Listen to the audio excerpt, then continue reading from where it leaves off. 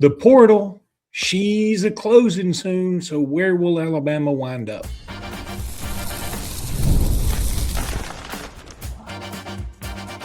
You are Locked On Bama, your daily podcast on the Alabama Crimson Tide. Part of the Locked On Podcast Network, your team every day.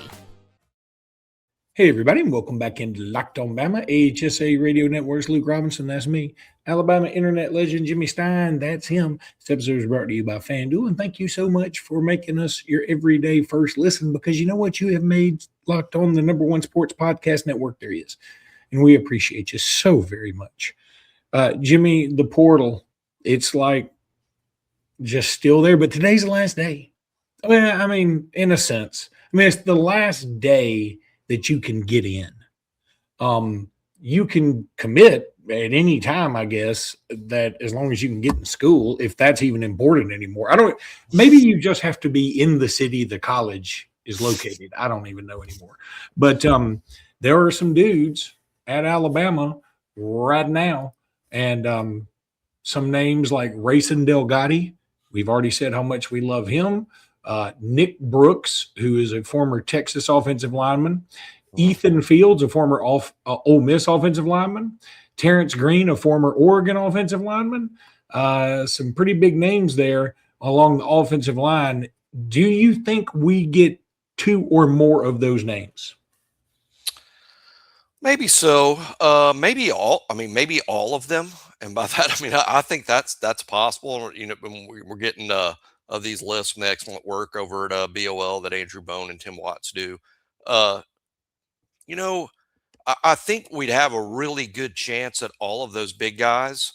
I would hate to say I'm not pessimistic on any of them. I'm actually optimistic. Delgatti is being pretty heavily recruited for an FCS player. I mean, he's a lot of big programs are interested in him. I think he would be an immediate contender to start at Alabama at center, possibly even guard. He's finishing up. He's been at Alabama for a couple of days. Bone and Tim think that Delgatti might be down to Alabama or Colorado. We have lost linemen to Colorado before. It wouldn't actually be a first. And he's from out there. You know, he's not a Southern guy. So, but I still would like Alabama's chances, you know, frankly. Nick Brooks is one I feel even more optimistic about, even though he's the Texas guy. What's really interesting about Nick Brooks is he was a tackle prospect at 6'7", long arms, but he's massive, 340, 350. He seems sort of the opposite of what DeBoer has wanted in an offensive lineman, where they really stress athleticism. This guy feels more like a Saban era guy in terms of he's just massive, but he started 3 games as a true freshman at Texas on their offensive line. So clearly there's a lot of ability there. Now, he started at guard. I think he would like to play tackle. So I'm not sure how that's going to work out, but I do think that Alabama is a major player for Didn't we just go through this? We did with a guy that was on our team and is now at Texas A&M. That's sort of true, but I don't know with him whether it's a deal breaker, whether it's a preference, or whether, you know, because he was playing guard at Texas, but he showed up there as a tackle, was playing tackle. They had some injuries, so they moved him inside to guard, and now he's in the portal. So I don't know whether tackle guard's a big thing for him. 349 sounds like a guard.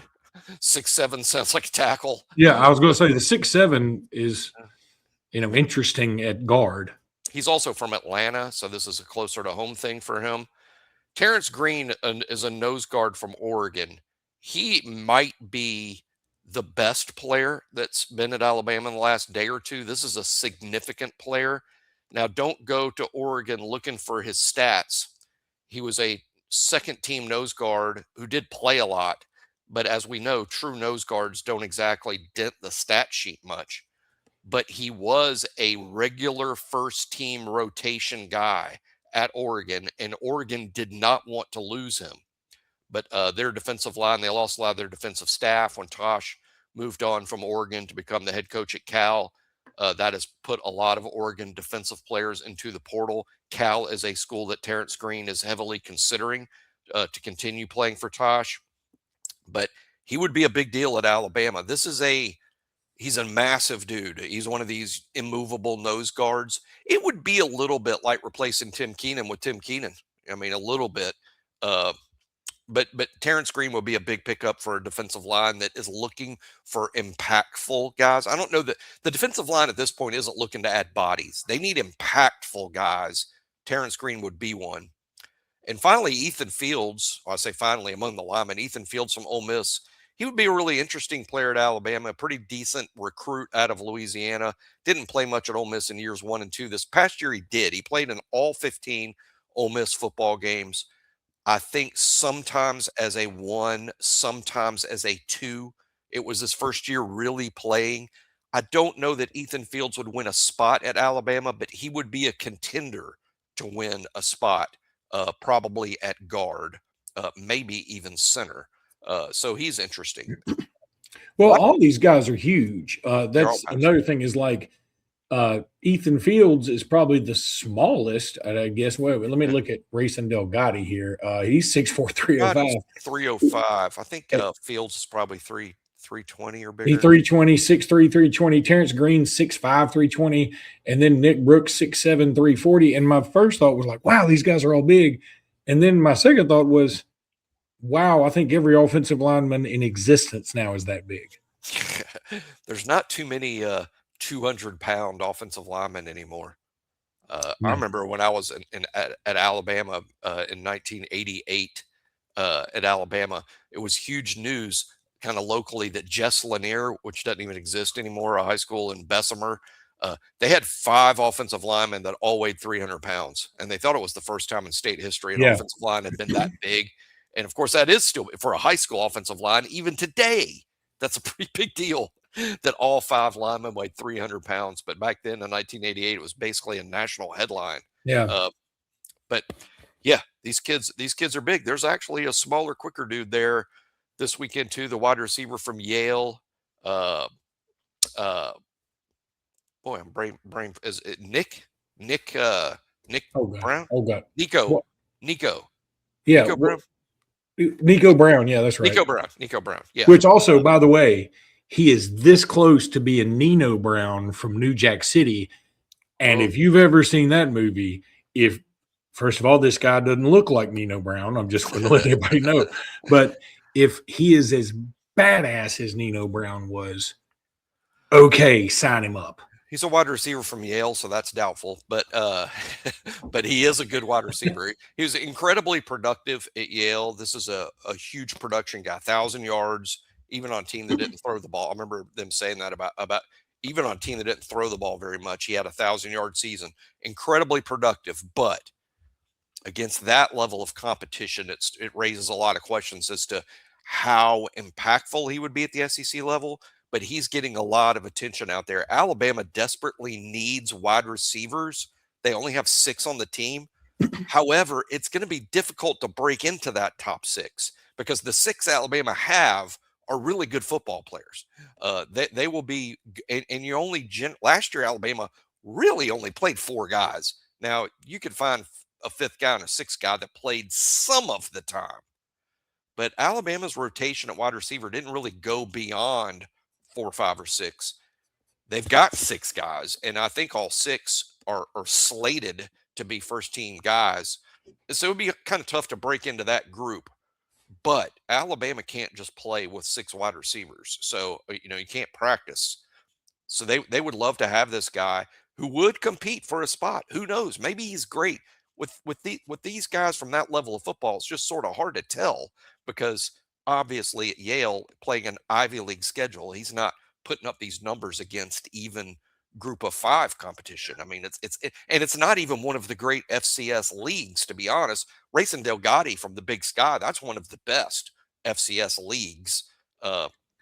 You hate to pigeonhole these guys, and you hate to be stereotypical, but the first thing I think of was, I think of the litany of guys that Tom Brady had that were too small, too slow. They were technically sound and they caught the ball and they just dink and dunked you to death. And then there's the kid who was at Georgia, who's now with the Rams, whose name escapes me for whatever reason, that I think may have even been originally a walk-on, but he's doing the same thing. So I think there's a place for these guys. And look, when you think about these stats, I try so hard not to be hypocritical on here about, because if Tennessee or Auburn or LSU were going on and waxing poetic about a wide receiver from Yale, I'd be like, you can tell me whatever stats you want to. I ain't buying into it. So right. I'm trying to curb any enthusiasm here. But these stats are pretty cool. I mean, so the guy recorded 7 games with 100 yards receiving or more. He averaged about 109 yards receiving per game, which led the nation. All Ivy team, first team, obviously. Named to the 2025 New England Football Writers Association All New England team. And you just don't get on that, my God. Went for 189 yards on 8 catches and a touchdown against Harvard on November 22nd.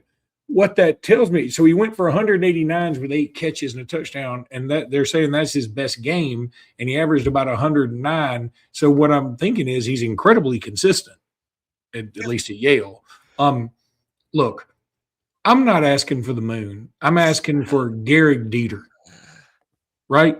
Hey, he helped us. Now he's from Bowling Green, which is literally in the FBS and several notches above FCS football. But Garrick Dieter, heck, and then Garrick Dieter went on to play several seasons. He was on the Chiefs roster. I think he spent a lot of that time on the practice squad. But Garrick Dieter spent a lot of time in the NFL even after he left Alabama. He had a monster year at Bowling Green before transferring to Alabama. That was in the old days of the portal. The portal is so different these days than it was in the Garrick Dieter's transfer into Alabama days. It's radically different. Anyway, I'm sure Alabama's got a good shot at this wide receiver. He would be a great add to Alabama, who desperately needs wide receivers.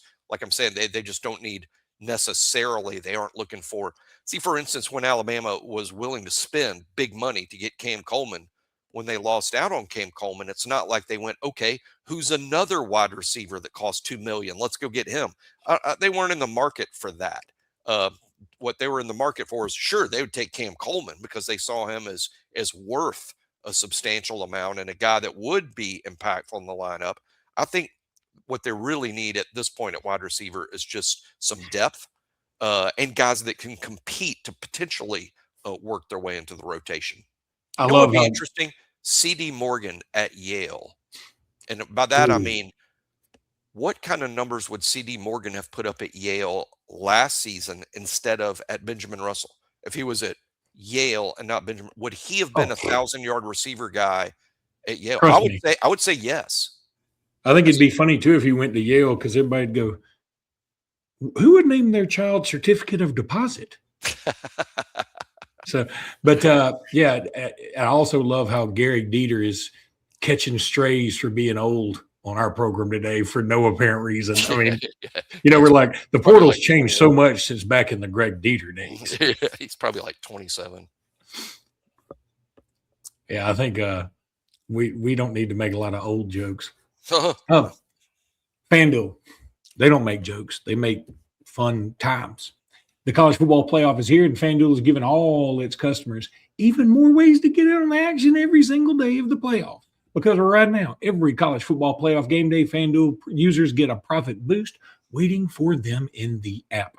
Here's what I love about it. You get to use the profit boost on bets you already feel good about. So you can ride with the favorite when you think a team controls the matchup, or you can take a shot on the underdog if you're feeling upset brewing, or you can build a parlay around players and moments you think decide the game. Then you apply the profit boost and go after even bigger winnings, if you can believe it. And when you win, FanDuel pays out instantly, which is perfect for playoff football. FanDuel is the best place to get in to the action all playoff long. So visit FanDuel.com to get your college football playoff profit boost every single day. And you can tell them Jimmy Stein guaranteed it, brother. Okay, so what else portal-wise? First of all, Jordan Renaud got in the portal, and he's already committed to Ole Miss. I find that to be slightly hilarious in the sense that Ole Miss fans are having a come apart because Lane Kiffin is being Lane Kiffin and Lane Kiffining, and he is apparently like raiding Ole Miss's roster and releasing NIL packages or rev share packages and paperwork so that the Ole Miss players get upset and wonder, hey, if he's making this, why am I not making that? And at least allegedly. And I mean, they're worried about tampering and whatever. I'm like, Jordan Renaud went in the portal yesterday and committed to Ole Miss today. Are you going to tell me there was no tampering? I'm not here to complain about it. I mean, I understand it's the wild, wild west, and it's even worse than the wild, wild, wild west. It's worse than that. You got to go way on into the Pacific. And or actually, I guess you start getting into the East. I don't know how that works. I don't know how directions work. But anywho, what I'm saying is, like, I'm not going to sit here and complain that Ole Miss was contacting him beforehand, because I'm sure we do it too. But I think it's funny that, like, Ole Miss is complaining about it with Lane, because as somebody else on a message board said, I think it was an Auburn message board, they said, you know what? I don't know. I feel sorry for Ole Miss when they've been laughing at everybody about Lane Kiffin's antics when he was there, like, yeah, try and stop us. And now he's doing it to you, and you're like, this isn't fair. Of course it's not. And you think he was going to play by the rules? You think he was going to start now? Like, he's going to go to Baton Rouge and go, you know what? I've found a dose of morality that I think I'm just going to take. No, it's not what is going to happen. So you played with this guy, you played with fire, and you get a little burned. I mean, it's just the way it is. And I'm not even mad at him. We know what he is now. This is the scorpion and the frog. I talk about it all the time. I wonder if Jordan Renaud is going to play more snaps at Ole Miss than he would have played at Alabama. I don't think he's likely to play any more there than he's going to play at Alabama, which was going to be really significant there. And since what I'm saying is, and since I don't think his snaps are going to go up significantly at Ole Miss, he obviously chose Ole Miss for another reason. My guess is, I guess Ole Miss was just willing to pay significantly more. Were we caught off guard? Were we caught off guard when he left? I don't know that I would say caught off guard. My guess would be just more along the lines of negotiations didn't go as planned because someone else was just willing to do a lot more. I mean, a lot of time people say, I can't believe, they let this guy walk out the door. It's not letting them walk out the door. It's, we'll pay you this, but we're not going to pay you that, because we know your game really well and we don't value it at that. I think sometimes, like I think, BOL even talked about it. Last year, Pritchett, the offensive tackle, Alabama didn't run him off. I know he'd struggled at times. Alabama wanted to keep him, and they told him, we want you to stay, and here's what we're going to give you. And then Nebraska comes along saying, we'll give you $1 million. We told him, congratulations. We'll help you pack. Not like we wanted you out, but like, we're not going to pay that, but we're happy for you that you're getting that from someone else. And I think that's what happens quite a bit at the portal. It's not that Alabama's like letting kids walk out the door. It's just they get offers for amounts that Alabama doesn't see as feasible because, again, Alabama has a value system. Now, guys like that they retained, and I think that's an issue people haven't talked about enough, retaining guys like Zabian Brown, Dijon Lee, Bray Hubbard, that costs real money. But they see those guys as great players. This guy's great. We're going to have to pay him like he's great. And they do. Are you a little surprised Zay Mincy's not in the portal? A little bit in the sense that Hubbard and Sab are coming back, and Zay would have to, obviously isn't going to be a starter, and I'm sure he's probably ready to be a starter. On the other hand, he's played quite a few snaps. Those snaps will still go up. I think he's going to play quite a bit. He could also see time, I think, as the number 2 behind Sab, number 2 behind Hubbard, and number 2 behind Red Morgan at Husky. That if that happens, Mincy would see the field a lot. So my guess is those conversations are going on, as well as, I see him as a high value player at Alabama, even though he's not technically, a starter. But we have to remember, as we record this on Friday morning, the portal doesn't close till midnight tonight. Well, I'm thinking, if you're the 2 at 3 different spots in the defensive secondary, you're kind of effectively the one. Yeah. You're going to play 1 minute. They put it this way. Alabama's got 3 buses they go to the games with when they're home games. They got 3 buses. The first bus is for the first team. The ones are in the first bus along with the head coach, stuff like that. I would imagine Zay Mincy's going to be in that first bus. He might not trot out there for the first snap of the game, but he's in the bus with the ones. Okay, I mean, and you get in the first bus, man. It's a big deal. Yeah. Did you ride the bus as a student back in the day? I did. Did they have buses? Yeah. They just invented buses. The horses had to run really fast to pull a bus of that size. But no, I rode a bus briefly when I went to the 10th grade. And see, I turned 16 midway through and I got a car. So it's like the first semester I rode the bus and the second semester I had my own car. But the funny thing when I look back on it, people say, all right, the bus was great. We had a great group on the bus. It was high comedy on the bus every morning and every afternoon. I actually have no negative feelings about it whatsoever, but I actually didn't. Oh, and the bus, I did 9th grade too. I was in the bus quite a bit. So 9th and 10th grade, not 1st through 8th grade. Mom and dad got us to school first through 8th grade. 9th and 10th grade on a bus, 10th grade I have my own car. So that's a pretty long answer. I really appreciate the history lesson on your bus riding, but I was actually going somewhere else with this.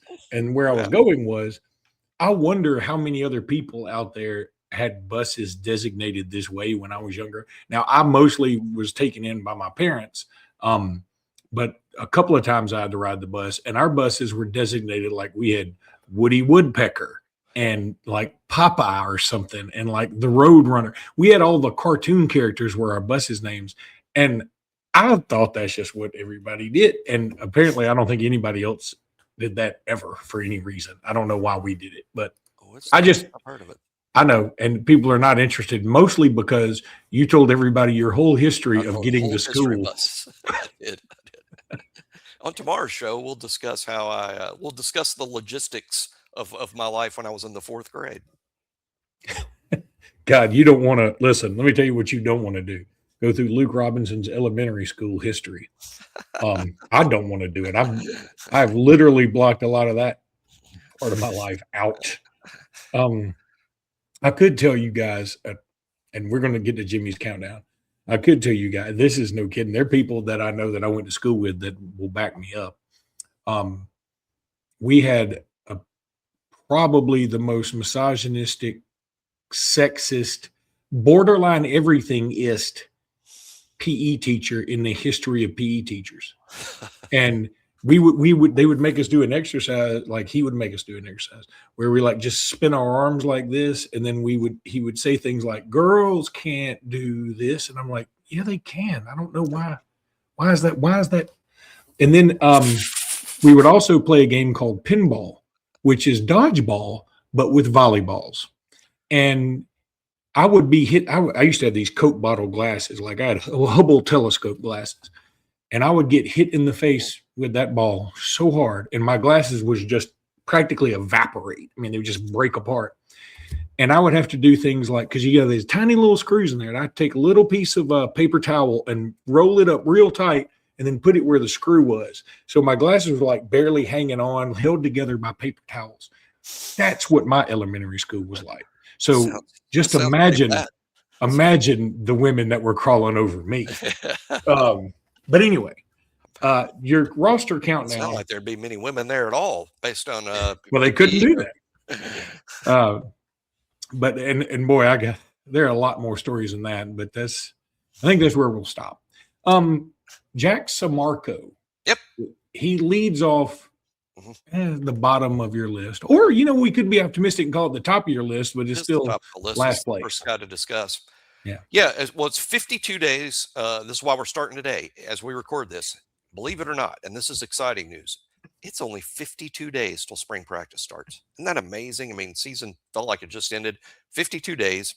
We have 52 returning players plus transfer portal signees to this point. That's where we're getting 52. This countdown, this roster ranking does not include true freshmen. Why? Because they haven't played college football yet. This ranking is based on what these players have done in games and on the practice field as college football players. Has nothing to do with high school recruiting stars, nothing like that. It's what have you done as a college football player? We have Jack Samarco at 52. And can I just throw this in there? Sure. He transferred to Alabama with one catch for 4 yards with a whole season at West Virginia. And if I'm not mistaken, he still has one catch for 4 yards in his career. You are correct. Yeah. You are correct. This has been his path from Cincinnati. I didn't have to look that up. He's from Cincinnati, which is, we have several players from Cincinnati on the roster at once. So at one time, it's kind of strange. We have probably 5 or 6 guys at one point from Cincinnati. Well, I don't mean to cut you off. Some people will be mad that I cut you off. But what people don't know, Cincinnati and Ohio in general, Ohio is, I mean, I know they're a bigger state and whatever, but they're kind of Alabama North in terms of they crank out some talent. I mean, it's the cradle of coaches, but they do crank out talent. There's a reason Ohio State, always has a bunch of big time dudes because a lot of them come from the state of Ohio. So when you say Cincinnati, I mean, I think the first thing people will do is be like, being from Cincinnati, it ain't like being from Mobile, but it ain't that far away. Oh, I mean, it's a bigger town with more people in it, and they're football. But Mobile's different in terms of athletes. We all know this. Yeah. But Samarco from Cincinnati signed with West Virginia. He was pretty. He's a tight end in high school. Also played some defense, and so he signs with the Power 4 school, West Virginia, Big 12 school, and goes up there and plays in all 13 games as a true freshman. So he played. Now I think most of that action was on special teams. He did play some at tight end. Like Luke said, he did catch one ball during his 13-game experience at West Virginia, and then gets in the portal and comes to Alabama. Alabama needed depth at tight end. They didn't sign Jack Samarco because they're like, oh, this kid from West Virginia that he looks like. No, they needed some depth at tight end, and he came and provided that. Now, keep in mind, this guy is 6'5", 250. So he's a large blocking tight end. Sure had to still work in the weight room, though, getting bigger and stronger. Now, weirdly, played as a true freshman at West Virginia, just redshirted at Alabama. So this past year, he only played in 2 games at Alabama, and it was Louisiana Monroe and Eastern Illinois, at the end of games, the garbage time when the bench gets in. So he didn't really play at Alabama, and so he redshirted, which he did not do at West Virginia. So he will enter this upcoming year as a redshirt sophomore, and is a big body. And I think even though we have him ranked down here at 52, he has a chance to earn a role as a blocking tight end off the bench. He's got to beat some kids out to do that. Tight end is a position now where they'll have, as of right now, 6 guys at tight end on scholarship as of now, assuming Danny Lewis continues to play football. That's something I'm monitoring. He just had a major surgery. As we know, Danny Lewis missed the spring, missed fall camp, only was able to play in 5 games. Season was over day 1. He's getting surgery from a specialist regarding his ankle situation. Not sure what Danny Lewis's future is, but he didn't get in the portal. So he's back. Caleb Edwards is back. Marshall Pritchett's back. You add Josh Ford, the 265-pound tight end from Oklahoma State. And then you also have Jay Lindsey and Jack Samarco as kind of big bodies off the bench. And we're going to need some blocking tight ends. We're trying to run the ball. Yeah, we're going to try and run the ball a little more, and we're going to have to find a way to make that happen. So, well, look, we're going to, if we get some big-time commitments or just any commitments, we'll probably have a show for you tomorrow. We will see. But until then, roll tide, everybody. Roll Tide.